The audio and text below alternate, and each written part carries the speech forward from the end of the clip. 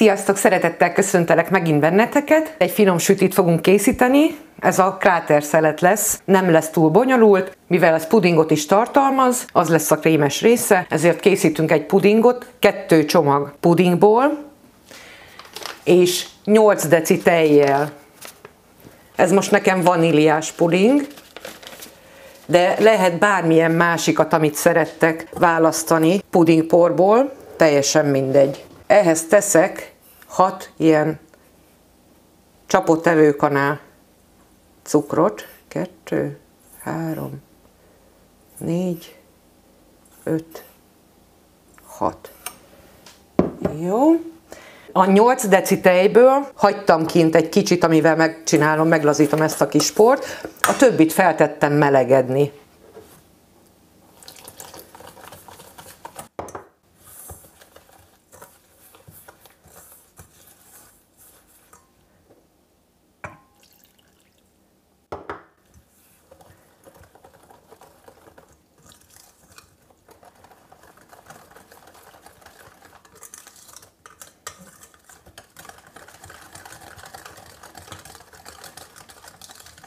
Én ehhez szoktam tenni, hogy megerősítsem a vanília ízt, vanília aromát, ehhez 1,5 evőkanállal teszek.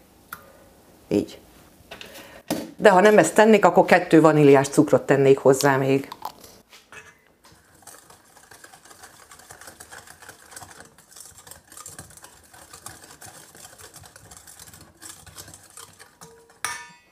Oké. Ezt még hozzáöntöm a többi tejhez, ami már itt van. Ez már nem kell a kavaráshoz. Amikor kezd nekünk forni a tej, akkor szépen beleöntjük ezt a port, amit kikavartunk. Jó. És folyamatos kevergetés mellett mindjárt el is készül. Ez az első lépés. Szóval ezt nem csak másfajta ízű pudingporból lehet megcsinálni, mivel hogy 2 pudingból készítjük, lehet 2 féle is, akkor színesebb lesz a sütemény. Majd azt ti kiválasztjátok. Tehát ezt úgy értem, hogy akkor 4 deci tejjel megfőzni, például, ha úgy gondoljátok, egy vaníliásat, meg 4 deci tejbe egy epres, vagy egy puncsos ízű pudingport, vagy amit akartok. Vagy csokisat, teljesen mindegy. És akkor 2 féléből tudjátok csinálni. Színesebb lesz a süti. Közben már mindjárt kész is van a puding. Azért kezdtünk ezzel, mert ennek hűlnie kell. Addig lesz ideje, míg elkészítjük hozzá a tésztát. Jó, ez készen is van.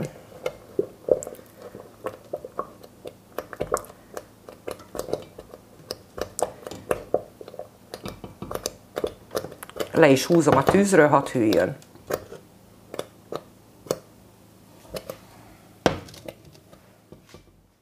Nyolc darab tojást választottam fehérjére és sárgájára, de még mielőtt hozzákezdenék a tésztához, bekapcsoltam a sütőt 180 fokra, alsó-felső sütésre, hadd melegedjen, mert ezt hamar elkészítjük, úgyhogy már tepsibe is lesz nem sokára. A fehérjét velem először fel, egy nagyon kevés sóval, tényleg egy picike.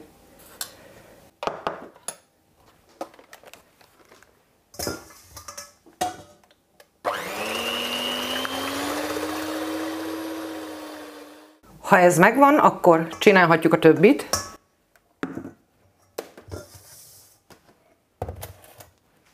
Ehhez a 8 sárgájához kimértem már ide 20 deka cukrot,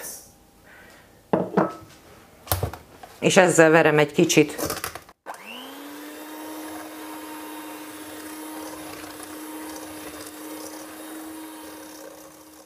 Amikor ez megvan, hozzáteszem a fél deci olajat, az 1 deci vizet, ez amúgy lehet te is, ez teljesen mindegy. És verem tovább. Na, fiatalok, a gépen megadta magát ebbe a szent percbe, úgyhogy úgyis lehet már manuálissal is dolgozni. Apának lesz mit javítani, ha nem, akkor újul. Na, az a lényeg, hogy váltunk szerszámot. És akkor egy csomag sütőport Ehhez a 25 deka, kimértem ide 25 deka lisztet, ezzel együtt hozzáteszem szépen folyamatosan öntve az eddigi masszánkhoz.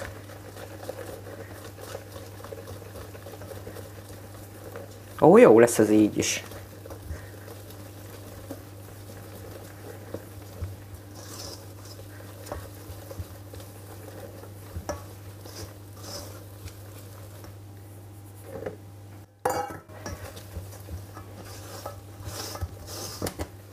Ha ezzel készen vagyunk, akkor mehet hozzá a hab, szépen finoman összeforgatjuk vele.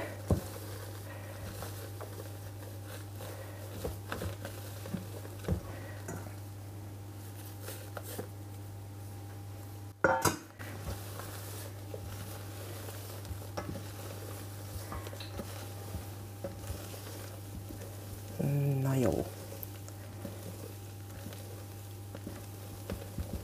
Oké.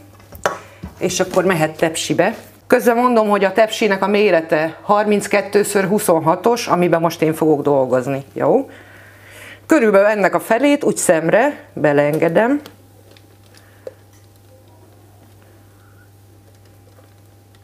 Úgy szemre. Nagyjából fele. Ezt úgy elegyengetem.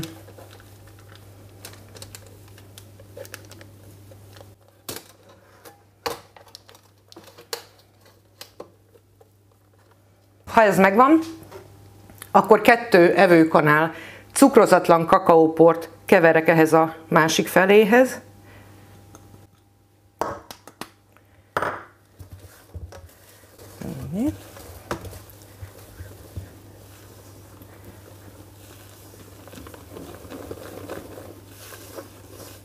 És szépen ráadagolom.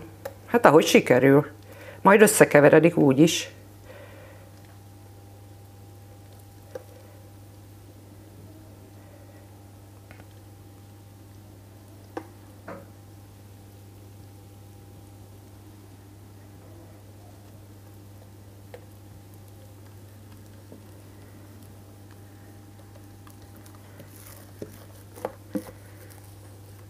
A végét tudjátok, a spórolós kanállal, ahogy az egyik hozzászóló írta nekem, kikaparjuk.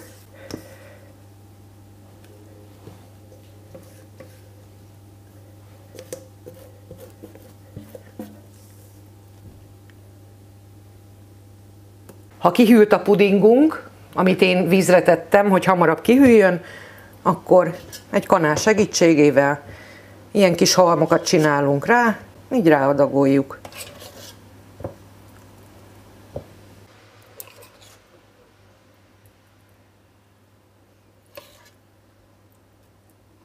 És akkor mehet is a sütőbe, amint mondtam, 180 fok, alsó-felső sütés.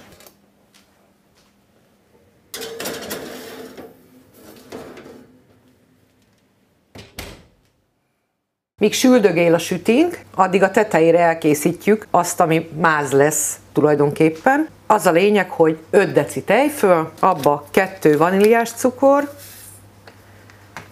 2 csomaggal, 16 g, hogyha ezt egyébként úgy szeretnétek mérni, és 5 ilyen csapott evőkanál porcukor megy bele. 2, 3, 4 és 5. Szépen elkavarjuk.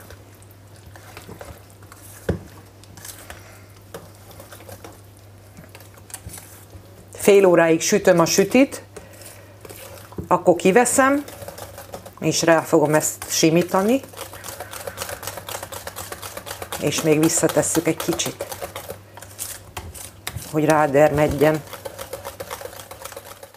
Letelt a 30 perc, és akkor most már rákenem ezt a tejfölös masszát. Azért úgy megjegyzem, hogy ha valakinek 450 g-os tejföl van otthon, azért a fél decért ne rohangásszon a boltba, akkor annyi lesz rajta, és úgyis jó lesz. És mehet vissza még a sütőbe, hát egy olyan 10 percre.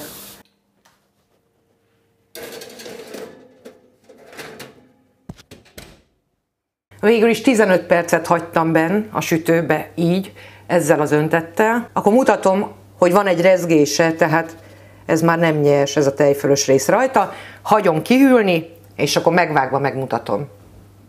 Körbe mutatom, hogy ilyen felszeletelve. Úgyhogy mindenkinek, akinek van hozzá kedve és elkészíti, nagyon jó étvágyat kívánok hozzá. Puszilok most is mindenkit nagy-nagy szeretettel. Sziasztok!